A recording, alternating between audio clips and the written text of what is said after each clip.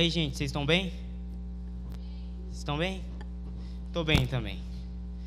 Bom, eu estou aqui para contar meu testemunho para vocês. Vou te falar que é bem difícil estar aqui, cara. Deus tem me capacitado muito, porque eu morro de medo de vocês. Nossa, eu estou tremendo demais. Vamos lá? A minha vida inteira eu cresci com uma família católica. Só que eu não via sentido. Eu passei por todo o processo que um católico tem que passar. Só que isso não me agradava. Eu não me sentia bem. Eu cresci com a minha avó, porque meu pai e minha mãe trabalhavam muito. E vira e mexe eles viajavam, sempre para um sítio. E meu melhor amigo era meu vizinho nesse sítio. Eu fazia tudo junto com ele, tudo. Era eu e ele. E do nada um dia ele pegou uma corda e se matou. Eu morri junto. Sabe, eu fiquei tão triste que eu condenei a Deus.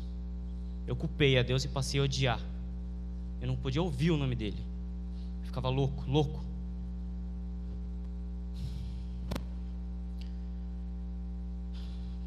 Cara, mesmo condenando a Deus e julgando Ele o tempo todo, Ele não desistiu de mim. Eu entrei em depressão depois que isso aconteceu. E nunca mais fui naquele sítio. Eu não me sentia bem lá. Pouco tempo depois eu comecei a tomar remédio. Passei por psiquiatra, psicólogo e fui internado um monte de vezes. Em coma. Eu passei a beber e não conseguia sair do quarto. O quarto era o único lugar que eu conseguia ficar bem. Quando eu não estava alcoolizado, eu estava no quarto. E aí eu tentei me matar pela primeira vez. Eu tentei me enforcar no meu quarto. Só que Jesus, Deus, Ele é tão bom que Ele não deixou. Eu não sei porquê.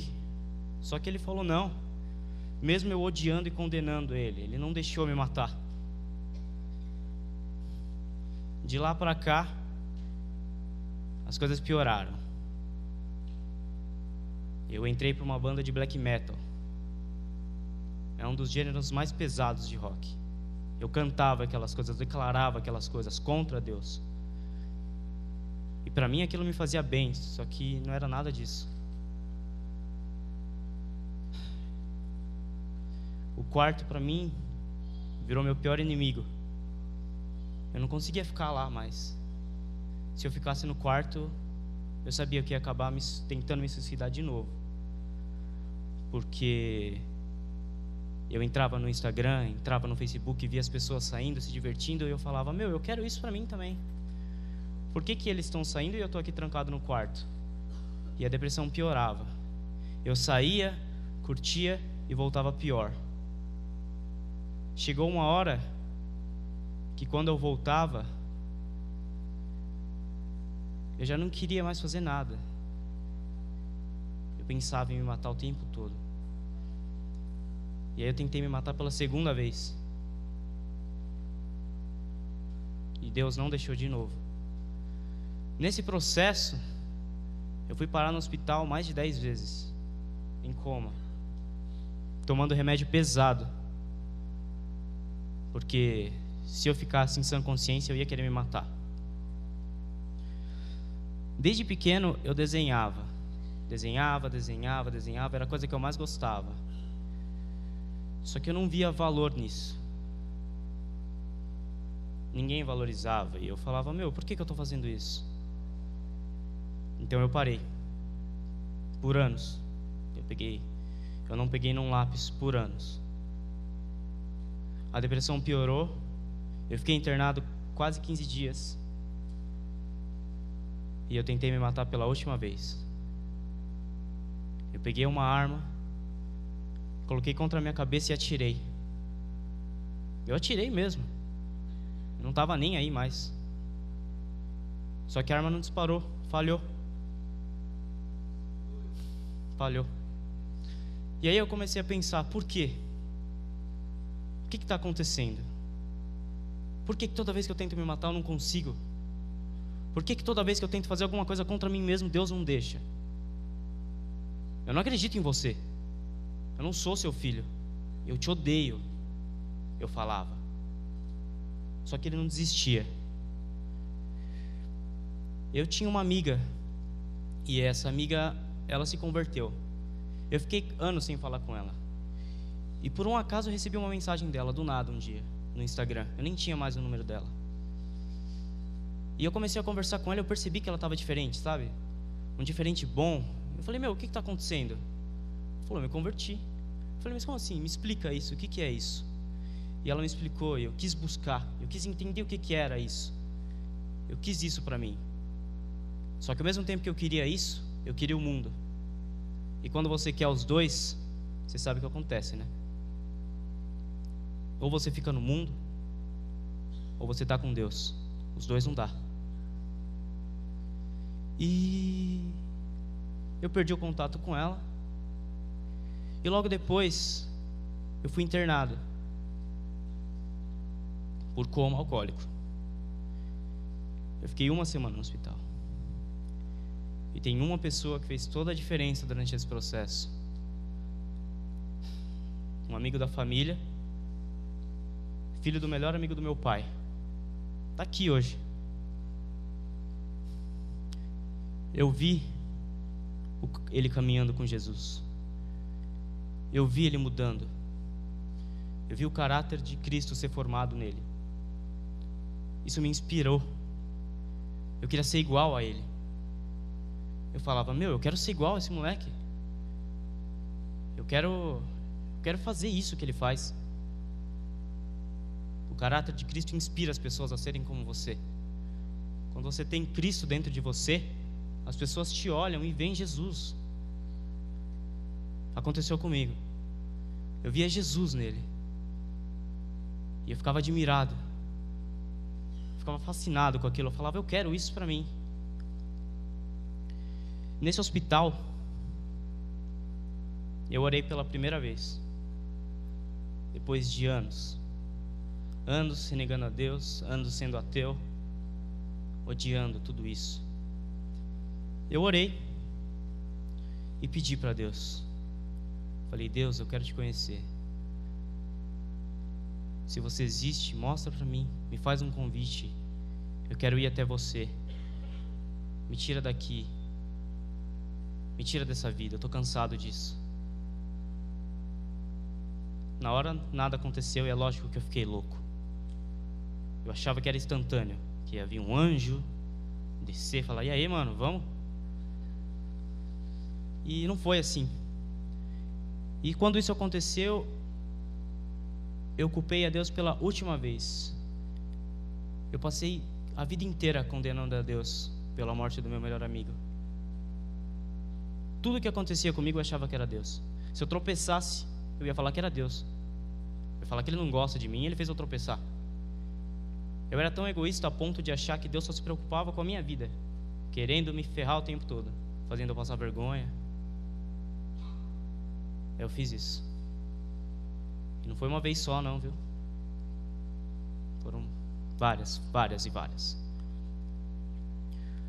No dia seguinte que eu orei, eu acordei, passei o dia até que bem, e eu recebi a visita desse garoto que eu admirava. Ele me convidou para vir para cá. Ele falou, ei, por que você não vai visitar a igreja? Por que você não vem conhecer Jesus? Enquanto ele falava isso, eu não via ele falando. Eu estava recebendo um convite de Deus.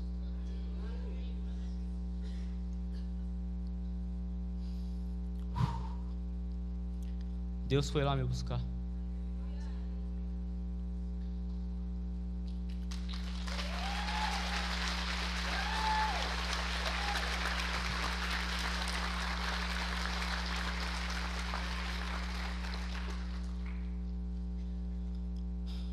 Na época que meu amigo se matou, eu queria ter entendimento sobre todas essas coisas para poder falar para ele.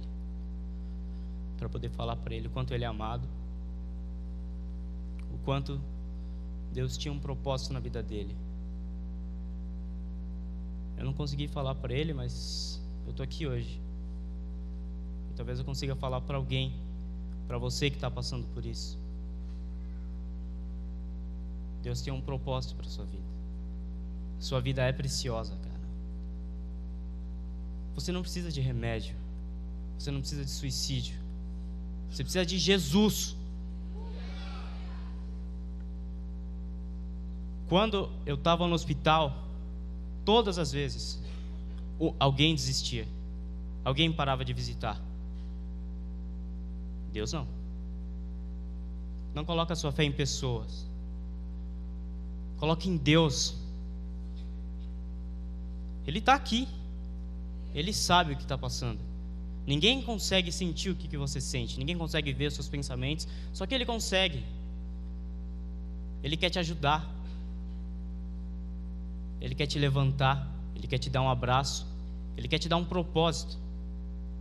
Só que não vai acontecer se você ficar sentado aí. Cara,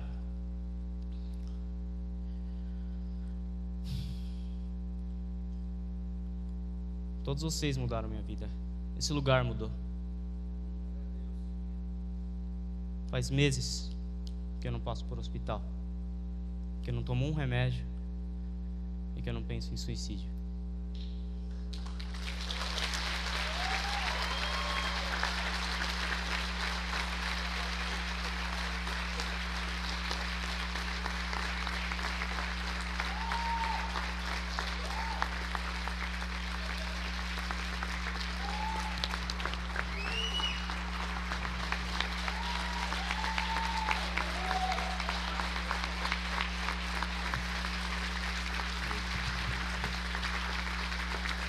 O Lucas é um menino muito precioso. E eu lembro exatamente esse dia que ele veio à igreja. Eu tive o privilégio de estar aqui ministrando. E aí no final fiz um convite para quem gostaria de receber a Cristo. Ele estava ali no canto. E depois daquele dia tudo mudou. Ele já foi ministrado, está sendo acompanhado, né? Tenho acompanhado a vida dele, a gente tem caminhado junto. E é um menino muito precioso. Oro a Deus pela sua vida e que das tuas marcas saia poder para curar as pessoas. Amém?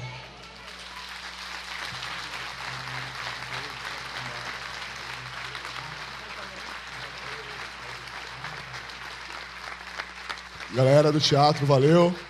Tamo junto. Glória a Deus.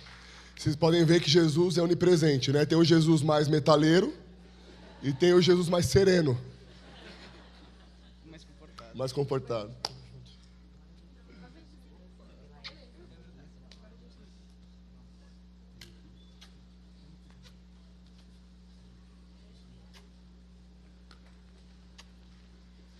Glória a Deus. Vamos dar sequência aqui.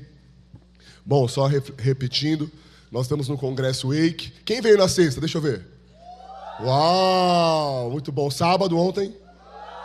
Glória a Deus. Então, nós não encerramos ainda. Hoje é a nossa quarta sessão.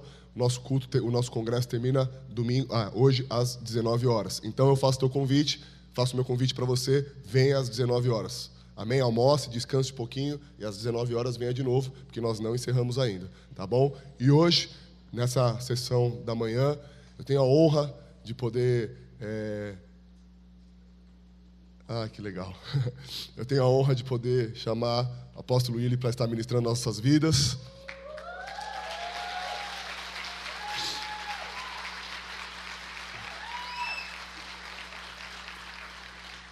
Ele tem sido um gigante para essa geração, tem sido uma voz profética para as nossas vidas. Quero dizer para você que você é um cara inspirador. Eu me inspiro em você. A nossa geração, a minha geração, se inspira em você. Você carrega um legado e eu já orei tantas vezes, eu quero isso que você tem, né? E eu sei que eu já recebi isso. E todos nós também como igreja, e nós queremos te honrar pela tua história, pelo teu trabalho, pelo sangue derramado, pelo suor, por cada lágrima que você tem derramado nesse altar, no teu secreto, para que nós estejamos aqui. Então, nada mais do que justo e honroso ter você no nosso congresso ministrando nossas vidas, tá bom?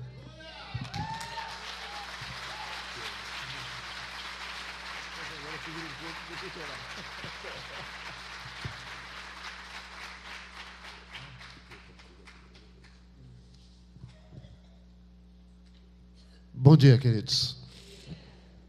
É uma alegria muito grande estar aqui. E abraçado com o Rafa, eu falei, agora segura um pouco que eu preciso chorar, para depois falar. Mas é tão precioso, querido, você estar vendo a nova geração surgindo. Isso é tão precioso. Você vê que o trabalho não foi em vão. Não foi. Eu creio que algo mais precioso que um homem pode deixar na face da terra não é uma herança, é um legado. Isso é algo muito precioso. Porque tem uma diferença muito grande entre herança e legado.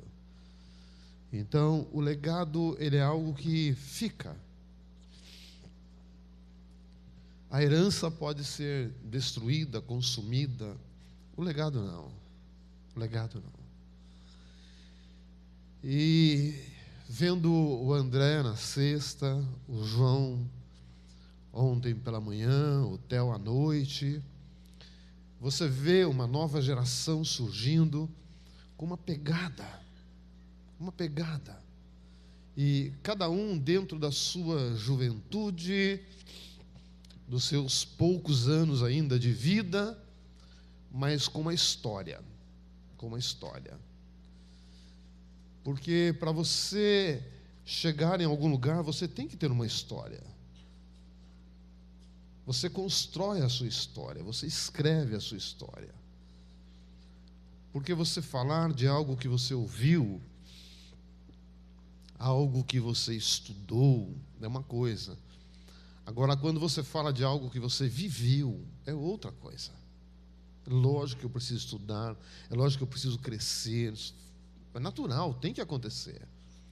Mas quando você tem a experiência de ter passado, de ter vivido, eu creio que isso te dá uma autoridade a mais.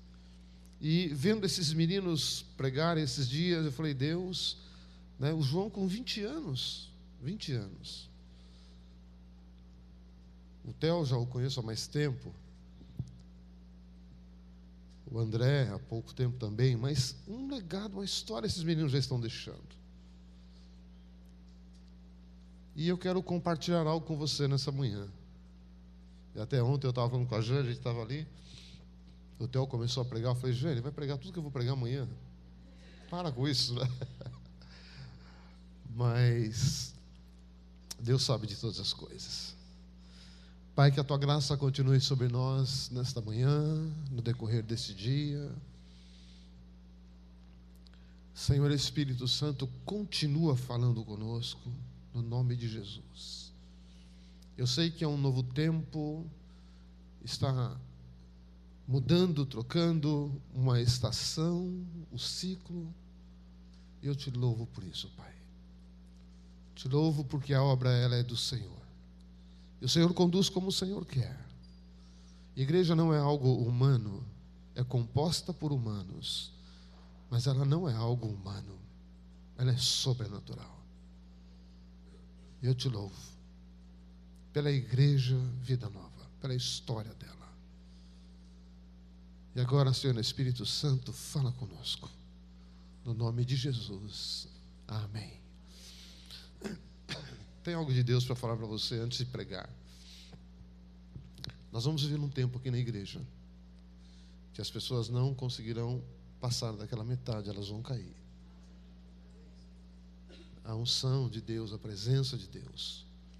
Aqui na hora do louvor, a hora que nós nos ajoelhamos, ali já deu para sentir o que vai acontecer. Por favor, coloca para mim Mateus 14. É uma passagem muito conhecida, um texto que muita gente conhece muito bem, essa história, essa verdade. Diz esse texto assim, olha, logo em seguida Jesus insistiu com seus discípulos para que entrasse no barco e fosse adiante dele para o outro lado. Enquanto ele despedia a multidão, tendo despedido a multidão, subiu sozinho ao monte para orar. Diga comigo, orar. Diga de novo, orar. Ao anoitecer ele estava ali sozinho, mas o barco já estava a considerável distância da terra, sendo fustigado pelas ondas, porque o vento soprava contra ele. Diga comigo, vento contrário. Diga de novo, vento contrário. Alta madrugada, Jesus dirigiu-se a eles andando por sobre o mar. Quando o viram andando sobre o mar, ficaram aterrorizados. Diga comigo, medo. Diga de novo, medo. E disseram, é um fantasma, e gritaram de medo. Mas Jesus imediatamente lhes disse, coragem, sou eu, não tenham medo. Senhor, disse Pedro, se és tu, manda-me ir ao teu encontro por sobre as águas. Diga comigo, sobre as águas. Diga de novo, sobre as águas. Agora diga assim, desafio. Diga de novo, desafio. Venha, respondeu Jesus. Então Pedro saiu do barco, andou por sobre as águas e foi na direção de Jesus. Mas quando reparou no vento, ficou com medo. Diga de novo, medo. E começando a afundar, gritou, Senhor, salva-me. E imediatamente Jesus estendeu a mão e o segurou e disse, homem de pequena fé, por que duvidou? Quando entraram no barco, o vento cessou. Então os que estavam no barco o adoraram, dizendo, verdadeiramente... Termina de ler para mim, querida. Há uma maneira das pessoas conhecerem Jesus. Há uma maneira de Jesus ser reconhecido na face da terra. E não precisa ele estar fisicamente presente, há uma maneira. E nós vimos aqui uma das maneiras de Jesus ser reconhecido na terra. Às vezes as pessoas querem, puxa, Jesus precisa vir aqui, Jesus precisa estar presente aqui. Olha, ele está presente através do Espírito Santo que está em você. E ele está presente e pode marcar a presença dele através de atitudes da nossa vida. As pessoas podem ter um contato com Jesus através da vida de um ser humano. Mas o que eu quero pensar com você, querido irmão, são coisas que nós precisamos entender e mudar um pouco o rumo, a história do cristianismo que nós estamos vivendo hoje. A igreja, por muito tempo, ela ficou uma igreja acomodada, e a meninada que está vindo hoje, essa nova geração, eles estão numa pegada, querido irmão, numa pegada que assim acabou o tempo de ficar sentado, acabou o tempo de ficar com conversinha mole, acabou esse tempo. Sabe por quê? Nós estamos chegando no momento da hora da verdade, irmão. Está chegando a hora da verdade. Não fique assustado, não. Mas o tempo, querido, está curto. O tempo está muito curto. E o tempo de ajustar as contas está chegando. Por isso não se iluda com muito tempo nessa terra, porque nós não teremos muito tempo nessa terra, não. Eu não sei quando Jesus volta, mas eu sei uma coisa para você: não tem tanto tempo assim. Não tem. Os sinais estão aí. E, querido, a escatologia que nós estudamos nas faculdades, ela é uma escatologia, que deixa muito a desejar. Essa nossa escatologia, eu não sei quanto sabe a história da escatologia que nós aprendemos, e todas as faculdades a mesma coisa, né? O grupo de pessoas e começaram a estudar Apocalipse, Tessalonicenses, Mateus, estuda, e aquele grupo foi, isso é verdade, irmão, aquele grupo foi chegando num cansaço de não poder descobrir as coisas da escatologia, tal, e sobraram poucos, e depois deixaram essa escatologia que nós estudamos aí. Mas do meu ponto de vista, essa escatologia, ela produz uma igreja medrosa. Ela produz uma igreja que, quando ela olha para o futuro, ela tem medo. Ela tem medo do anticristo, tem medo do falso profeta. Ela é uma igreja medrosa. Por ser uma igreja medrosa, ela quer ficar entre quatro paredes, ela quer ficar escondida. Ela não é uma igreja aguerrida, guerreira, uma igreja que vai. Porque a Bíblia diz que as portas do inferno não prevalecerão contra a igreja do Senhor Jesus. Mas hoje ela prevalece, porque a igreja cria os seus sistemas religiosos, as suas teologias disso, teologia daquilo, e tudo isso, querido irmão, na verdade, para mim, anda segurando a igreja e criando um povo cristão meio que medroso, desconfiado e querendo coisas para si somente. Irmão, esses jovens que estão vindo aí, eles conhecem a história da igreja, conhecem os heróis da fé, né? Então são jovens que estão realmente aprofundando no conhecimento. Então nós estamos pensando, querido, que agora é hora de uma igreja corajosa, de uma igreja que vai avante, uma igreja que não vai ser uma igreja amedrontada. Então, querido, é o seu tempo de mudar a sua história.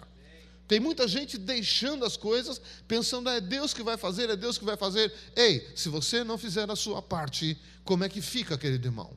Você acha que você vai mudar a história, que você vai mudar o rumo da sua vida sentadinho num banco de igreja? Você acha que é simples assim? Você acha que você veio na igreja, cumpriu a sua obrigação religiosa e está tudo bem? Não, querido irmão, não é nada disso não. Hoje é o tempo do desafio. Quando chega no final, nós somos desafiados. E quando nós somos desafiados, nós sentimos medo. Não adianta. Agora a sua vida é um desafio. Todos os dias da sua vida você será desafiado. Todas as semanas, todos os meses, todos os anos da sua vida haverão desafios.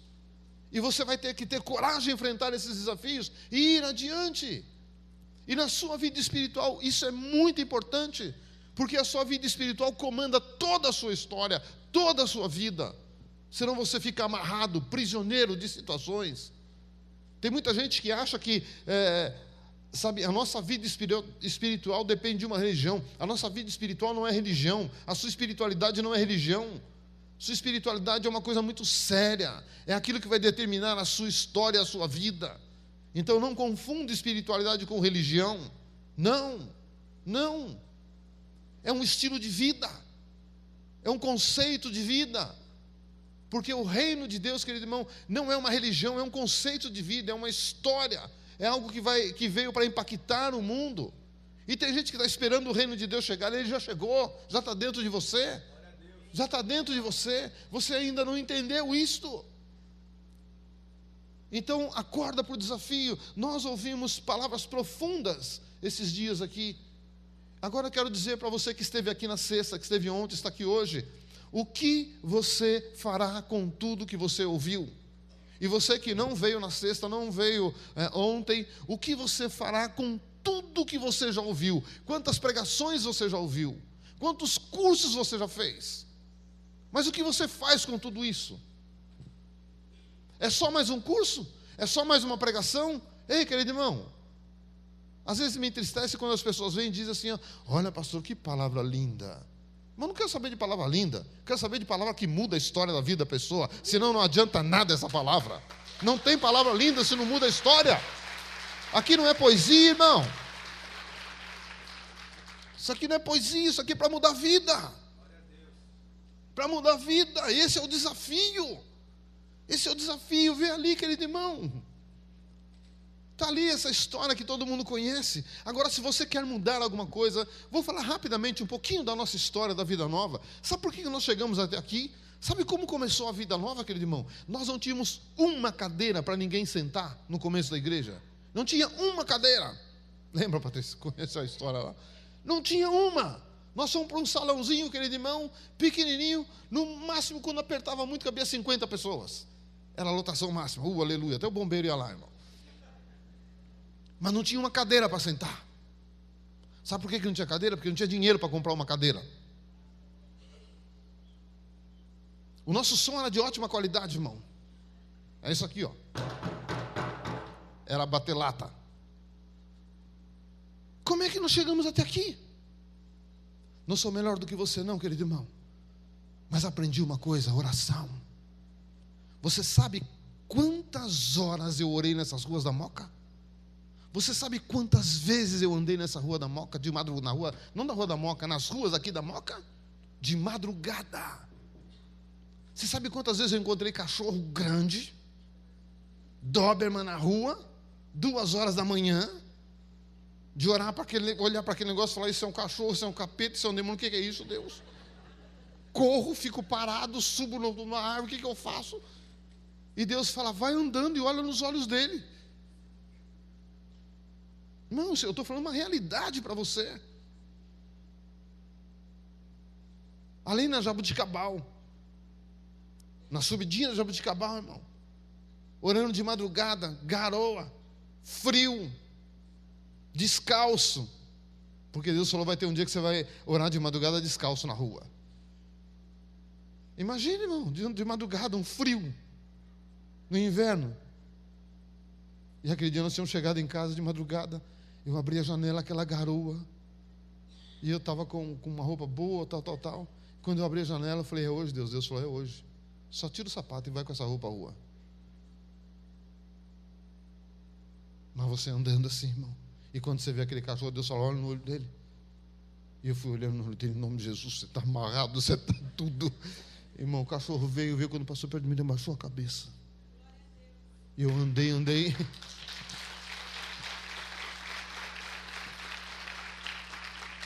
E era um cachorro grande, preto, Doberman. Eu já não gosto de Doberman, porque faz tempo que não vejo mais cachorro, porque o cérebro dele é pequeno, a caixa de crânio é pequena, comprime o cérebro dele. E ele é um cachorro meio maluco. Foi justo esse. Mas quando eu olho para trás, cadê o cachorro? Sumiu. Quantas vezes eu orei, irmão, por essas ruas aí? Quantas vezes? E eu orava e falava, Deus, me dá essa rua. Me dá essa rua. As pessoas que moram aqui, as pessoas que trabalham aqui. Senhor, eu profetizo salvação nessa rua. Eu profetizo conversão nessa rua. E manda pessoas para a vida nova. Manda pessoas para outra igreja. Eu profetizo libertação nessas ruas. Irmão, nesse pedaço aqui, ó, não tem uma rua que eu não andei de madrugada. E orando. E as pessoas começavam a chegar. Irmão, por uns 10 anos, nunca fizemos um trabalho de evangelismo. Nunca saímos na rua para entregar um folheto. Nunca. E as pessoas chegavam. A mãe do pastor Rony foi uma. No dia de ensaio, ela passou lá e entrou na igreja. No dia de ensaio. História de família que chegava na porta da igreja, que vieram do centro de Umbanda. A mulher era a cavalo e o marido trabalhava. E a entidade de cabeça, o demônio de cabeça dela, falou, olha, domingo que vem põe roupa, se prepara que eu vou levar vocês para um lugar. E levaram a família toda na porta da igreja. E chegando na porta da igreja, a entidade falou para a mulher, a partir de agora aqui é o lugar de vocês. Aquele lá de cima mandou. E quando aquele lá de cima manda, nós temos que obedecer, não tem mais jeito. Não olha para trás, não volta mais.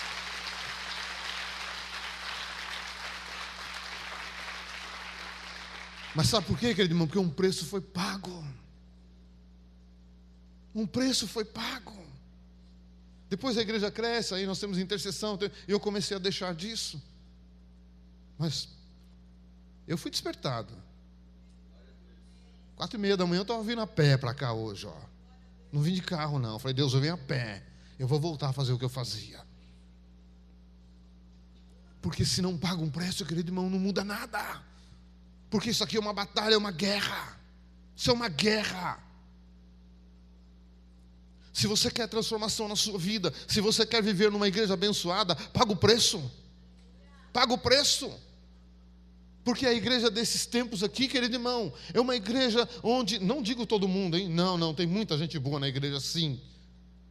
Mas uma parte da igreja é uma parte que só quer receber, não quer dar nada. São simplesmente usuários de igreja. Entra e sai, mas não fazem nada. E ainda reclamam. Ah, a igreja não tem unção. A igreja não, é você que não tem unção, porque a igreja tem unção. Toda a igreja de Jesus tem unção. Seja ela pequena numericamente, seja ela grande, ela é uma igreja. Ela é uma igreja. Mas nós precisamos estar mudando a história, aceitando esse desafio. Por isso que eu falei para você, ora. Tudo que Jesus fazia, você vê esse texto onde ele anda por sobre as águas, só que antes ele foi orar, irmão. Sozinho ele foi orar. Antes desse texto foi a multiplicação dos pães. Vai ver o que ele fez antes, ele foi orar. Nada funciona se você não ora. Ah, mas eu não tenho costume de orar. Então você também não tem costume de mudar a sua vida para melhor. Pode ir acostumando com o pior. Bom dia. Porque crente que não ora é carro sem gasolina, sem álcool, sem nada. Pode ser uma Ferrari, não sai do lugar. Não sai do lugar. Tem que pagar um preço. Tem que aceitar o desafio.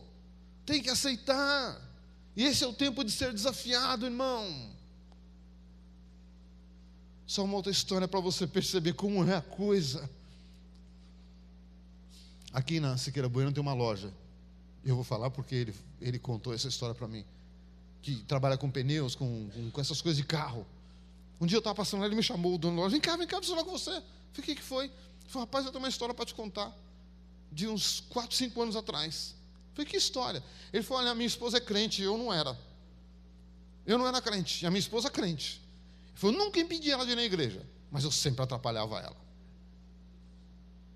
E eles são de São Bernardo. E ele falou, e um dia eu chamei a minha mulher para ajudar aqui na loja. Não, vamos lá, um domingo, vamos me ajudar, tal. Ele falou, mas é domingo, não, vou me ajudar.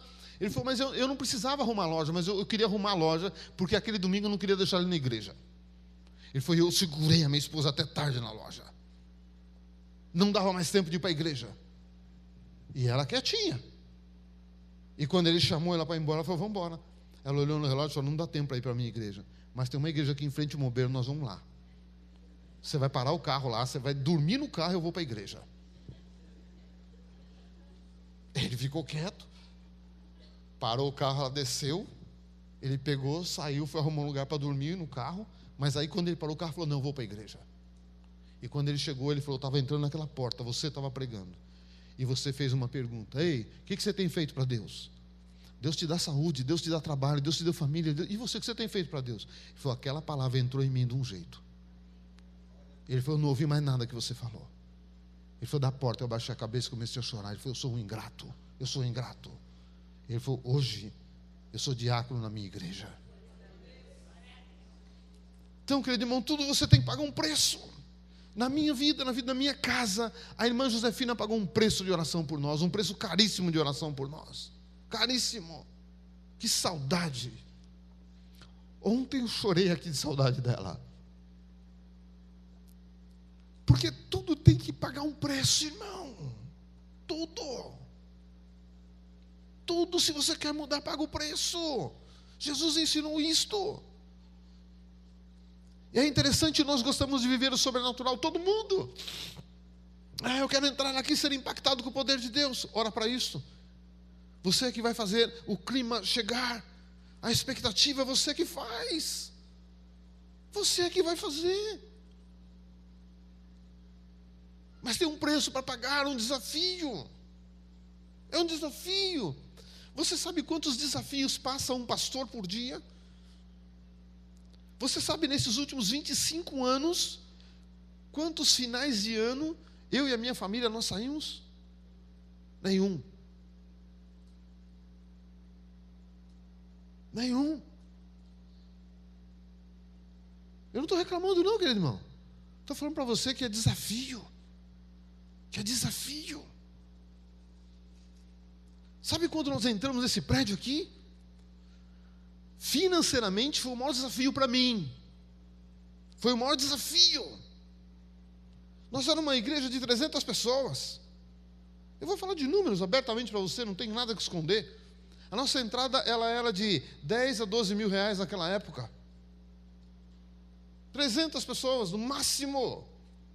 E nessas caminhadas pela Rua da Moca, nós estávamos orando para Deus a um salão maior. E eu passei aqui na porta. E quando eu passei, Deus falou para mim, olha esse prédio. Eu olhei o prédio. Deus falou, entra. Eu falei, eu não, pai, eu conheço esse prédio velho da Moca. Não quero salão com coluna no meio. E fui embora. No outro dia estou eu andando de novo. E passei aqui de novo. Esse prédio está destruído. Eu passei aqui de novo, Deus falou, olha o prédio. Falei, pai, eu falei com o senhor ontem. Eu conheço os prédios velhos da Moca. Não quero prédio com coluna, salão com coluna. Deus falou, entra. E a porta estava aberta.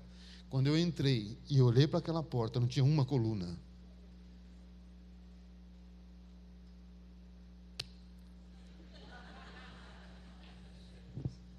Falei, tá bom, pai, já entendi. Já entendi. Irmão, para encurtar a conversa, uma igreja tinha uma entrada de 10 a 12. O homem estava pedindo 13.700. E Deus falou: vai, faz uma carta de intenção. Eu fiz uma carta de intenção para o dono do prédio, toda bonita. Vamos fazer isso, vamos fazer aquilo, e fizemos. E na última coisa, parte financeira, 4 mil de aluguel nós vamos pagar, com 1 ano de carência. E dei na mão do seu Pedro, que era da imobiliária que cuidava daqui. Quando o seu Pedro olhou, ele deu a carta e falou: pastor, você está louco? Eu falei: por que, seu Pedro? Ele falou: imagina que eu vou levar essa proposta para ele, ó. Ele está pedindo 13.700. Você está oferecendo 4, com 1 ano de carência. Mas Deus tinha falado para mim: a única proposta que ele vai ter escrita. Eu falei: seu Pedro, a única proposta que ele tem escrita, dá para ele. O Brasil estava em crise, para variar, naquela época, né? 2003. É grande novidade, né? Ele falou: pastor, eu falei: leva, seu Pedro, o não já tenho, estou atrás do sim, leva. E negou. Eu falei: pai, se o senhor estiver nesse negócio, o dono do prédio tem que me procurar, e eu não vou no escritório dele. Ele veio na igreja, que era lá na Rua Natal. Fui viajar, eu ia pregar fora, 1 semana pregando fora. Trabalhava com a missão Shekinah. Quando eu cheguei, minha mãe trabalhava com a gente, ela falou: Willy, o dono do prédio procurou. Eu falei: o dono do prédio? Eu falei: que prédio, mãe? É um lá prédio que ele falou que você foi lá ver. Eu falei: o dono ou o homem da imobiliária? Ele falou: não, é o dono. Deixou o telefone. Eu liguei para ele, o seu Alcides na época, me apresentei. Ele falou: pastor, vamos conversar? Eu falei: vamos, seu Alcides. Eu falei: mas eu não vou ir no seu escritório. O senhor vem aqui na igreja? Ele falou: vou. E foi.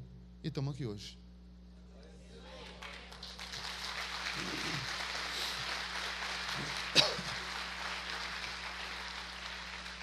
Irmão, eu gosto de contar essas coisas que me alimenta, anima a minha fé. Eu sei que meu tempo está acabando, então eu vou caminhar rapidamente. Me alimenta muito. E aí nós precisávamos de 300 mil reais para arrumar esse salão e onde é o Kids hoje, só. A gente nem ia mexer na outra coisa. Sabe quanto dinheiro nós tínhamos em caixa? Nem R$1. Porque na época nós tínhamos 9 mil e eu levei de oferta para um pastor lá nos Estados Unidos, que não precisava de nada. Uma igreja riquíssima, muito grande. Eu levei de oferta, voltei e falei: glória a Deus, Senhor, está aqui. Nós não temos R$1. E nós precisamos de 300 mil. Por uma igreja que entrava 12, 10. Em um mês, nós gastamos e pagamos 293 mil reais. De onde veio o dinheiro, irmão? Deus foi abençoando aquelas pessoas. Porque igreja rica, só se o povo for rico. Não entendo igreja rica com o povo pobre. Desafio, irmão, desafio. É fácil chegar e ver hoje, mas quantos desafios nós passamos aqui, irmão? Quanto choro. Quantas vezes naquele cantinho ali, ó, chorava. E no outro dia, Deus respondia. Teve situação de olhar ali e falar: Deus, só o Senhor pode me honrar, ninguém mais. Acontecia. Mas eu louvo a Deus, querido irmão, porque eu estou vendo hoje nascendo uma outra geração na pegada também. Uma geração com profundidade do amor e uma geração voltando às raízes, querendo a verdade do Evangelho. Não querendo mais, sabe, coisa paliativa. Não, irmão, acabou esse tempo. Acabou o tempo de barganhar. Acabou. Não coloque a sua fé nas promessas de Deus. Vou dizer, você vai falar: você está louco? Não coloque a sua fé nas promessas de Deus. Coloque a sua fé no Deus das promessas, porque é Ele que faz a coisa acontecer. Tem muita gente colocando a fé nas promessas de Deus. Você está colocando a sua fé no lugar errado. Coloca a sua fé no Deus que te prometeu, porque aí as coisas se cumprem. Nós queremos viver o sobrenatural, mas todo mundo tem medo do sobrenatural. Irmão, quem é que não quer orar e fazer o sol parar, como Josué fez? Querido irmão, mas para fazer o sol parar, ele estava no meio de uma guerra. Ou o sol para, ou ele morre. Você quer viver o sobrenatural? Então é quando você estiver num ponto assim, olha, ou acontece ou você morre. Ninguém quer isso, mas quer viver o sobrenatural. Todo mundo quer a vitória, mas ninguém quer a luta. Nós somos chamados para viver em guerra, em batalha. Deus não chama covardes. Então prepara, irmão. Mas uma coisa muito interessante de Deus, nós somos chamados para avançar. Nós somos chamados para avançar. Nós somos chamados para voar mais alto. Nós não somos chamados para ficar sentado. A viagem da vida, eu falei isso aqui no domingo retrasado, ou sei lá, a viagem da vida não é feita para ficar sentado. Você não vai viajar na sua vida sentadinho, não. Você vai ter que andar e andar muito, correr muito. A viagem da vida, querido irmão, não é uma viagem de avião onde vai tudo bem. Não, irmão. De vez em quando vai ter turbulência. E você tem que estar preparado para a turbulência. Mas uma coisa interessante nessa passagem, querido, já para caminhar para o final. Quando Pedro viu, sabe, Jesus, ele teve medo, todo mundo teve medo, porque aquilo parecia um fantasma. Aquele vulto branco, no meio do mar, aquela noite escura, vento. Quando vê aquele vulto branco, todo mundo fala, é um fantasma. Bateu o medo. Quantas vezes na sua vida, irmão, está tudo escuro, vento, chuva, frio. Em vez de melhorar, piora, você vê um fantasma. E aí você grita.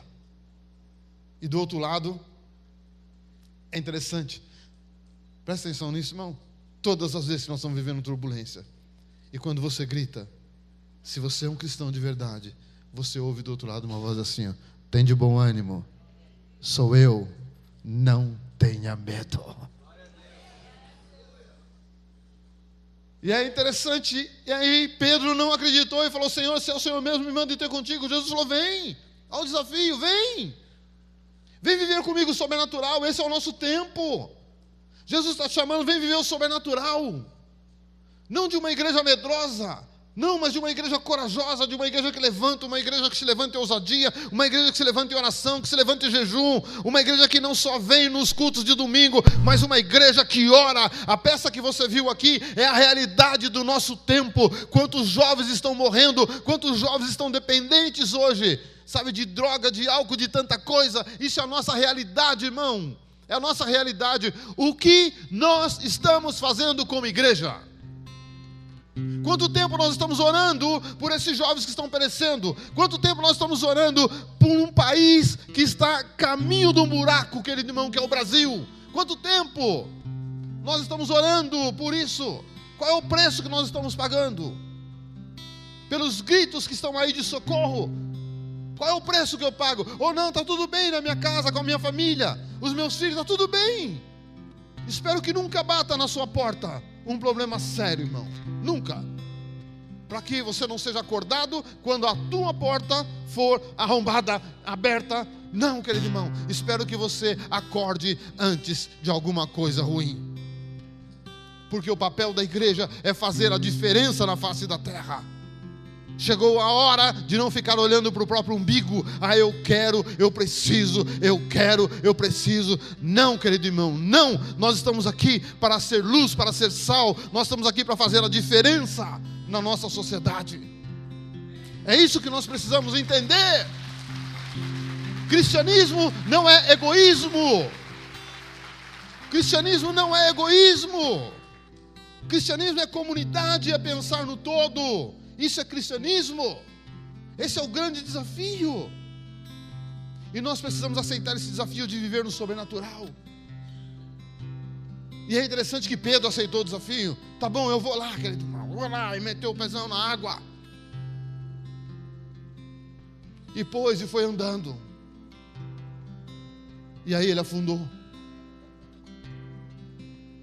Por que ele afundou, irmão? Hã? Por quê? Medo. Pensa bem nisso, querido irmão. Primeira coisa que eu quero dizer a você: Pedro não afundou. Pedro começou a afundar, porque quem anda com Jesus não afunda. Começou a afundar.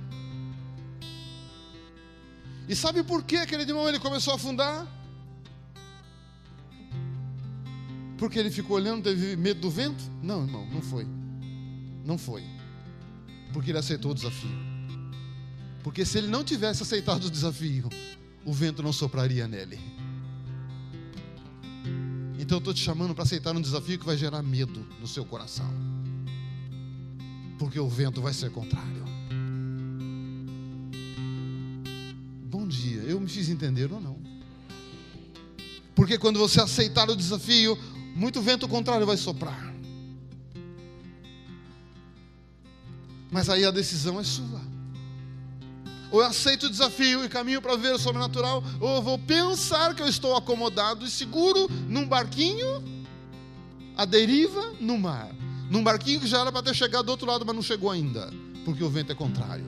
Quantas pessoas estão aqui dentro? Ó, eu não sei a sua idade, mas quantas pessoas estão aqui dentro que pensam assim: na minha idade, eu já deveria ter chegado em tal situação na minha vida profissional, já teria chegado em tal situação nos meus relacionamentos, já deveria ter chegado em tal lugar assim, assim, assim, e você não chegou. Você acha que seu barquinho é seguro? Oi? Seu barquinho não é seguro. Seu barquinho não tem força para te levar do outro lado. Você só vai chegar do outro lado na hora que você aceitar o desafio. Aí sim. Porque quando você aceita o desafio, com certeza, no começo você vai bem, mas daqui a pouco você vai começar a afundar. Você não vai afundar, mas você vai começar a afundar. E aí você vai descobrir uma coisa: eu não posso tirar os olhos de Jesus um minuto só. Porque muitas vezes na vida nós começamos bem, mas tiramos os olhos de Jesus e começamos a colocar os olhos em outras coisas, em pessoas, em poderes e tal e tal. Aí você começa a afundar, como Pedro. Nesse exato momento, ele olhou para Jesus, aquele que ele pensou que era o fantasma, e pediu socorro. Jesus apressa, pega ele, levanta, bota ele de novo no sobrenatural. Andar com Jesus é bom por causa disso, querido irmão. Quando você começa a afundar, Jesus te põe no sobrenatural de novo. Agora, para terminar, a decisão de sair do barco é sua. Imagina Pedro, irmão. Aquele fantasma diz: vem, vem. E ele vai ali, ó, vou ou não vou? E sabe como o ser humano é? A gente gosta de, antes de tomar decisão, ouvir conselhos. Ou você não é assim? Só eu que sou assim. Imagina Pedro naquela situação. Imagina Pedro olhando para dentro do barco, os amigos todos dentro do barco. Imagina Pedro. Ele olha para lá e ele fala para João, o discípulo do amor: João, vou ou não vou? João, com todo amor, discípulo do amor: Pedrinho, a água está fria. Se você for, você vai pegar um resfriado. Não vai não, fica aqui.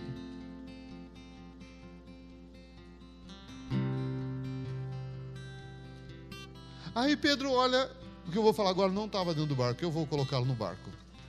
Estava lá o Lucas, o médico: meu amado doutor, vou ou não vou? Não vai não, Pedro. A onda está forte. Quando você botar o pé, a onda vai bater você contra o barco, vai quebrar sua perna e amanhã eu tenho que atender você lá no SUS. Não vai não. Fica aqui no barco.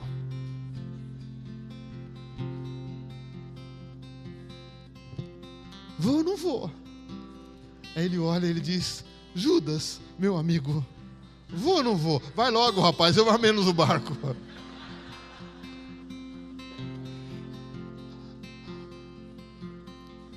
Sabe, querido, muitos vão te dar conselhos. Muitos vão expressar as suas opiniões, seus pensamentos, mas ninguém te empurra e ninguém te segura. A decisão é sua. É você que toma a decisão. Porque o dia que você esperar alguém tomar decisão por você, você não é dono da sua vida e você não decide por você. Mas a vida Deus deu a você. As escolhas você fará. Ninguém pode escolher por você. E hoje é o desafio. Você está preparado para viver esse novo tempo? Está preparado para pagar um preço mesmo? É isso que você quer? Você quer uma família abençoada? Você quer uma igreja vitoriosa? Seja você uma igreja vitoriosa. Paga o preço de oração pela sua igreja. Paga o preço de oração pelo seu bairro. Paga o preço de oração pela sua família. Vai à luta. Vai à luta.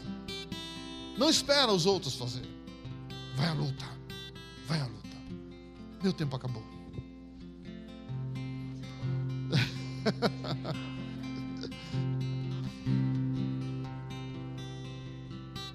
Eu só quero dizer algo a você, querido. Eu realmente sou um homem realizado, feliz.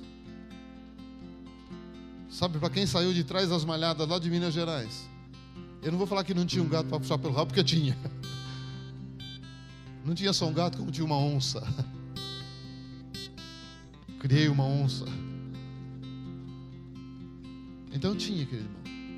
Mas não tinha possibilidade nenhuma. Imagina, eu nunca iria pensar em eu estar aqui falando com vocês, nunca.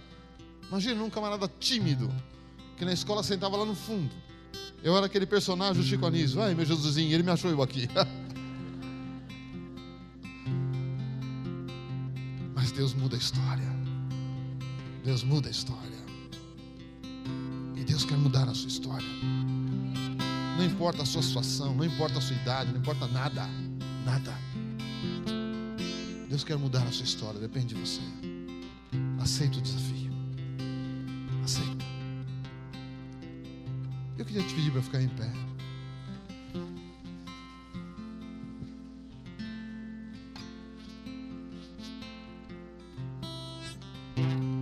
Eu queria fazer uma oração.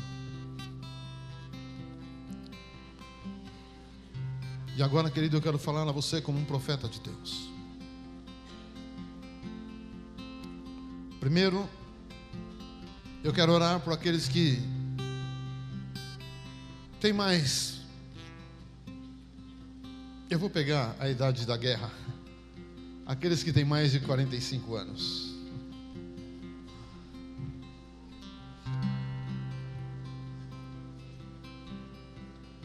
Não importa o que você passa hoje. Se não importa a sua idade. Mas Deus sempre tem o desejo de fazer de novo, algo novo na sua vida. Pegou Abraão com 75 anos e fez algo novo. E Deus quer fazer algo novo de novo na sua vida. Mas aceite o desafio. Você que tem mais de 45 anos, levanta sua mão aí no seu lugar.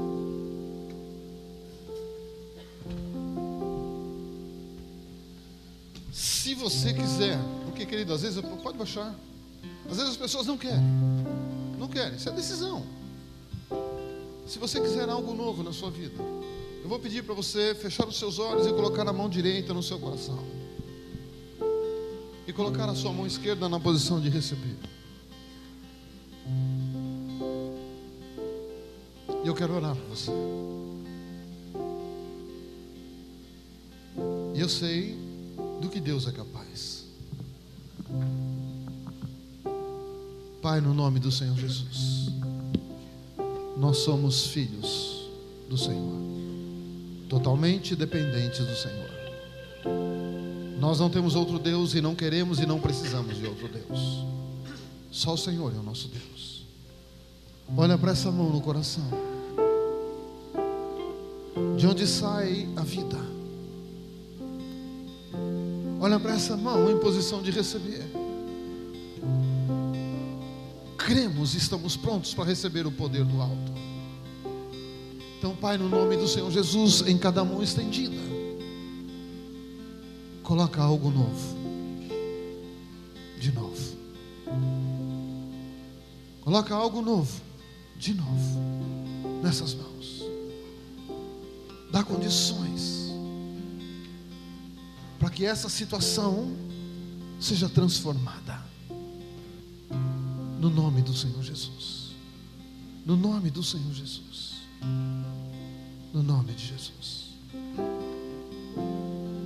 E eu sei que você, além de estar com a mão no coração e a mão em posição de receber, eu sei que você pensou em algumas situações. E agora você vai orar a Deus e pedir a Ele que te dê condições para realizar isso que você pensou. Isso precisa estar de acordo com a vontade de Deus, com a palavra de Deus. Se estiver de acordo, pode pedir. Pode pedir no nome de Jesus. No nome de Jesus. No nome de Jesus. Enquanto isso, rapidamente, por causa do tempo,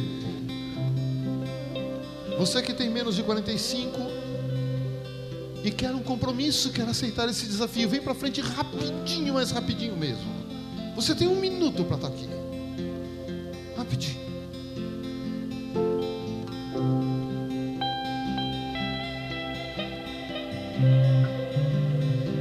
Vem para cá, rápido, rápido, rápido. Rápido, rápido. Rápido.